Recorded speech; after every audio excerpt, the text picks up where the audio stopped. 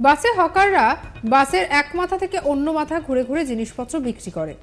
অনেকটা সেই ধাঁচেই মুখ্যমন্ত্রী মমতা বন্দ্যোপাধ্যায়ের মঞ্চে বক্তব্য রাখেন। মুখ্যমন্ত্রীকে বাসের হকারের সঙ্গে এবারে তুলনা করে কটাক্ষ করলেন আলুওয়ালিয়া। তিনি বলছেন যে মমতা বন্দ্যোপাধ্যায় যেভাবে মঞ্চে হেঁটে বেড়ান তা নাকি একেবারে বাসের হকারদের মতো। আসানসোল বিজেপি প্রার্থী সুরেন্দ্র সিং আলুওয়ালিয়া আর তার বিপক্ষে তৃণমূলের হয়ে দাঁড়িয়েছেন শত্রুঘ্ন সিনহা। দুই প্রার্থী লোকসভা ভোটে জিততে একেবারে মরিয়া চেষ্টা চালাচ্ছেন। শনিবার বার্নপুরে দলের এক সভায় যোগ দেন এস আলুওয়ালিয়া।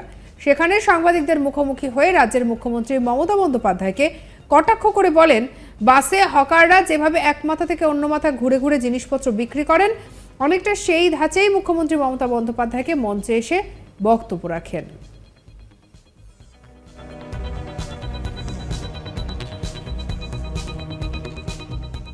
কি বলছেন বিজেপি প্রার্থী এস আলুওয়ালিয়া, শুনবো।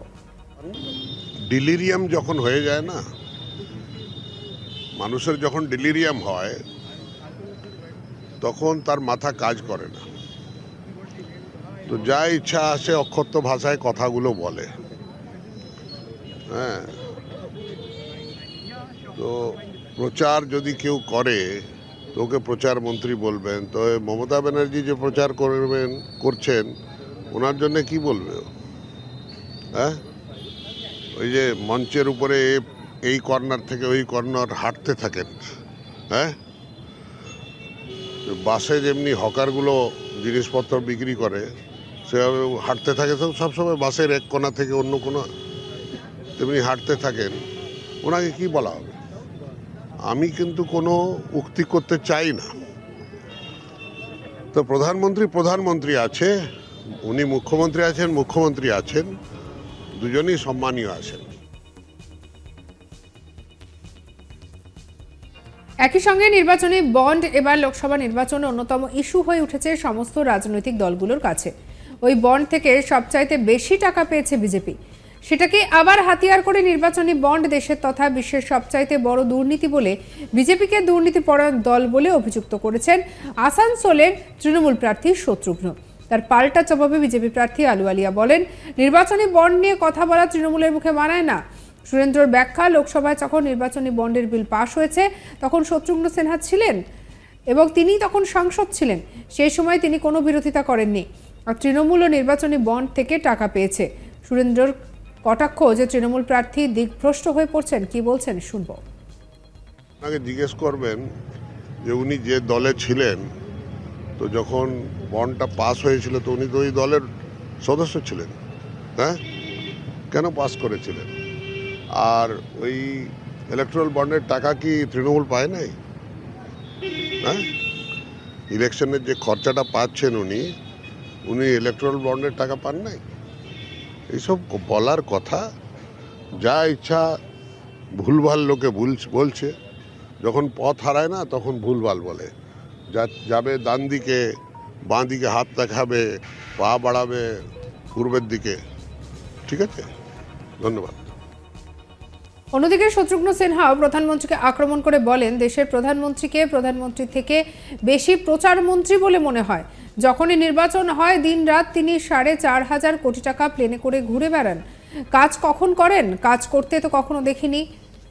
বলেন যে সব সময় কাজ করি। বিজেপিতে যে পরিবারতন্ত্র দুর্নীতি রয়েছে তা দেশের অন্য কোথাও নেই। কি বলছেন শত্রুঘ্ন সিনহা, শুনবো। एक बात पे रोशनी कम डाली जाती है, सही मानों में प्रधानमंत्री कम दिखते हैं, प्रचार मंत्री ज्यादा दिखते हैं। जब देखो प्रचार ही करते रहते हैं। यानी कॉर्पोरेशन का चुनाव हो, पार्षद का हो, एमएलए का हो, एमपी का हो, दिन और रात 24 घंटे या 7 दिन या 365 दिन सिर्फ हवाई जहाज से 8,500 करोड़ का हवाई जहाज है इनके लिए। उस हवाई जहाज में से भ्रमण करते रहते हैं, प्रचार करते रहते हैं, कैंपेन करते रहते हैं। अरे बाबा, काम कब करते हैं हम? काम करते तो कभी दिखाई नहीं पड़ता और कहते हैं 18 घंटे काम करते हैं। यही झूठ सब फैलाया जा रहा है। और सबसे बड़ी बात, परिवारवाद भ्रष्टाचार पे कह रहा था, मैं दावे के साथ कह सकता हूं, जितना परिवारवाद और जितना भ्रष्टाचार भारतीय जनता पार्टी के दोस्तों के बीच में है, इतना परिवारवाद और भ्रष्टाचार देश में कहीं नहीं। শুরুতে আসানসোল ভোজপুরি গায়ক পবন সিংকে প্রার্থী করা হয়েছিল, তাকে ঘিরেও বিতর্ক তৈরি হয়। যিনি নির্বাচন লড়াই করতে চাননি তারপর থেকে ওই কেন্দ্রে প্রার্থী দেওয়া হচ্ছিল না। একদম শেষ সময় এসে বিজেপি প্রার্থী ঘোষণা করে। সুরিন্দর সিং আলুওয়ালিয়া প্রার্থী হিসেবে তাকেই বেছে নেওয়া হয়। বলা ভালো যে সুরিন্দর সিং আলুওয়ালিয়া বর্ধমান দুর্গাপুর কেন্দ্রের বিজেপির সাংসদ ছিলেন। ওই কেন্দ্রে এবার তিনি টিকিট পাননি, তার বদলে ওই কেন্দ্র থেকে লড়াই করছেন দিলীপ ঘোষ। সুরিন্দর সিং আলুওয়ালিয়ার বিরুদ্ধে একাধিক অভিযোগ উঠেছিল, তিনি এলাকায় আসেন না, সংসদীয় এলাকার সঙ্গে তার কোনো সম্পর্ক নেই। বিজেপিতে থাকাকালীন বাবুল সুপ্রিয় আসানসোল থেকে দুবার জয়ী হয়ে সাংসদ হন। বাবুল দলবদল করে তৃণমূলে যোগ দেন, সেই সময় তিনি সাংসদ পদ থেকে ইস্তফা দেন। এরপর উপনির্বাচনে তৃণমূলের ওই আসনে যেতে সাংসদ হন শত্রুঘ্ন সিনহা।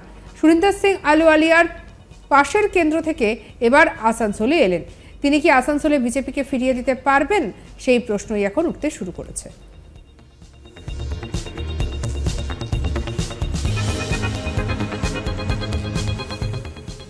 আর এই নিয়ে আমাদের কালিগের কি রিপোর্ট দেখাবো।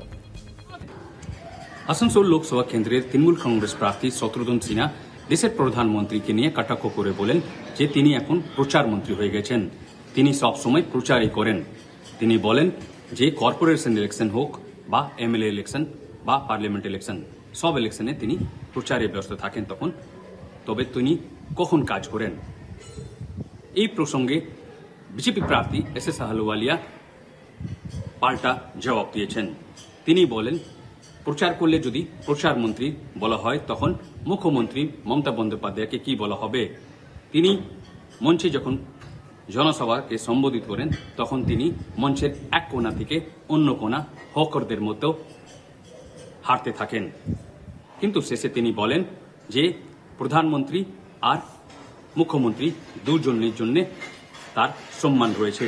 তার সাথে সাথে শত্রুঘ্ন সিনহা ইলেকট্রাল বন্ডকে নিয়েও বলেছিলেন যে এটা দেশের না বিশ্বের সবথেকে বড় কারাপশন রয়েছে।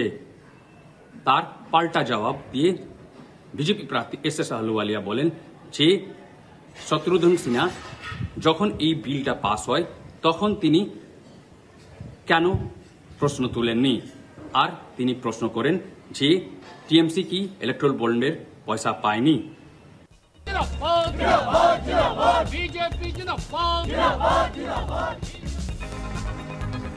সঙ্গে রাখুন আজ তক বাংলাকে, সাবস্ক্রাইব করে নিন।